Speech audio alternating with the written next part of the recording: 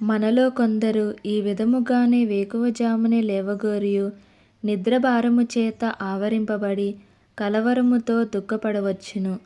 ప్రియమైన వారలారా, అలాగ కలవరపడనక్కర్లేదు.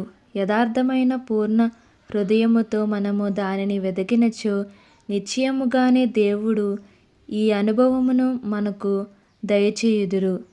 ఎందుకనగా యెషయా ఆయన ప్రతి ఉదయమున నాకు వినుబుద్ధి పుట్టించుచున్నాడు అని యెషయా 50 అధ్యాయము 4 వచనములో చెప్పబడెను.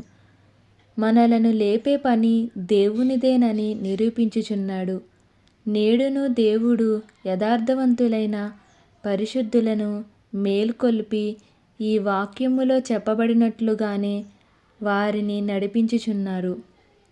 కాబట్టి ప్రొద్దున్నే లేచి ప్రార్థించి దేవుని ఆశీర్వాదములను పొందుట జారవిడవవద్దు.